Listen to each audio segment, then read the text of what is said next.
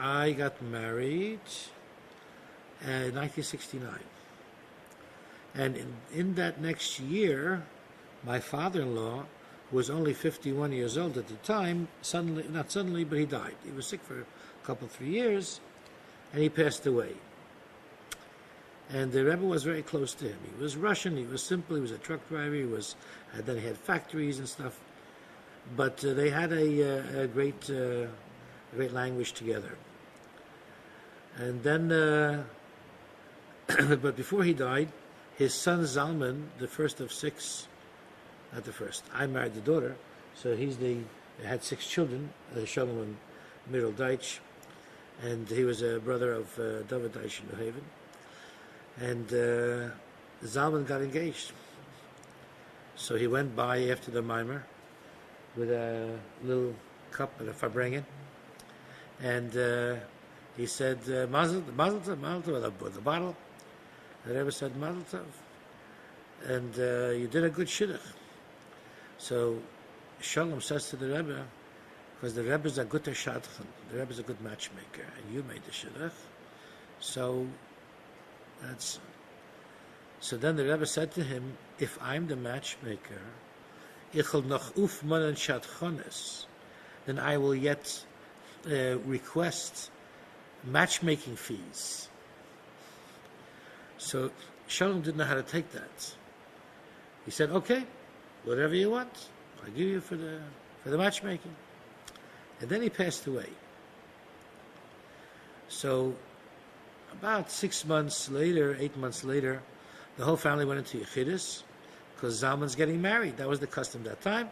Before a wedding, the whole family, both families, go in for Yechidus.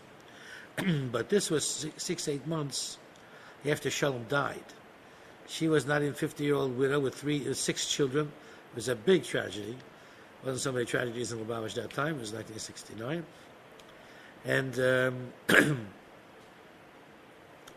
lot went down in that Yechidus. They didn't know what to do. She knew nothing about the business. Zalman was a young chassan. He was a yeshiva boy. He didn't know anything. And they said, what are we going to do? And the Rebbe said, you'll go into the business with Zalman. And when your husband started, he also didn't know what to do, and he also didn't make it right away. And you'll have a difficult time, just like your husband did the first 2, 3, 4 years. And then you'll become bigger than your husband. Now, her husband was a wealthy man.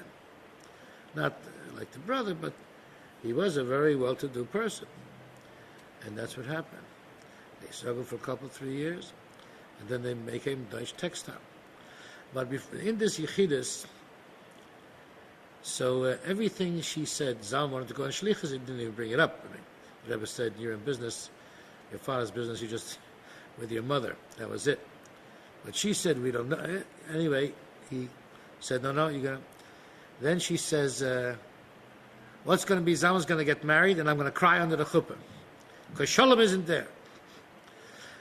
Everybody's waiting, including me, excuse me, to see how he's going to answer that one.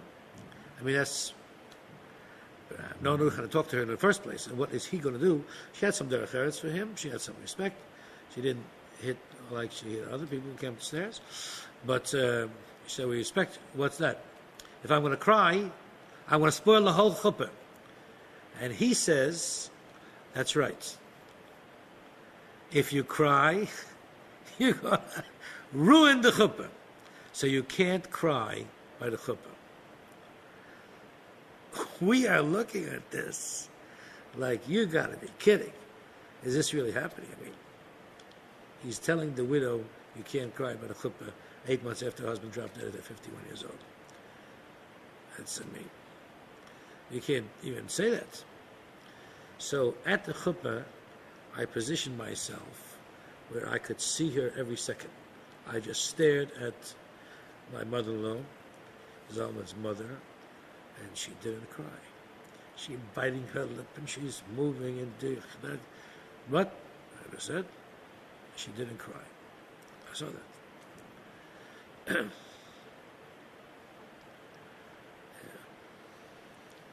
So that's another interesting story. a heavy story. I mean, can you reflect on it? It comes out of deep tragedy. I mean, this is one of the first that's a person that everybody liked, was very popular, Gezha, Lubavitch for generations. His grandfather Menachem was one of the first named after the Tzemach Tzedek. And here in modern times, boom. What did it mean to her? Or like, did she need to hear that, or was there ever being insensitive? How did that work? I don't know how to interpret it honestly. I know that, I mean, she could have brought the whole thing down by one big Sholom Bubiste, screaming her husband's name at the chuppah would have destroyed everyone. I mean, completely. And she definitely could have done it. I mean, I know her. People ran out of the house, down the stairs, running because no? Did you eat today? Sholom didn't eat today. He's fasting in the cemetery. A very powerful, very strong person. And she got hit with a sledgehammer, had to recover with that. So she brought some. Anybody who came near enough was dealt a portion. So that's pretty much the way she dealt with it. Anyway, so his response? every time she cried maybe 4 times in Yechidus. Maybe 5, but 4 for sure. Every time she cried, he stopped talking. He waited till she finished crying, and then he continued to talk. Not like when you finish crying, but she's crying. Very gentleman. She has to cry, but he don't have to cry.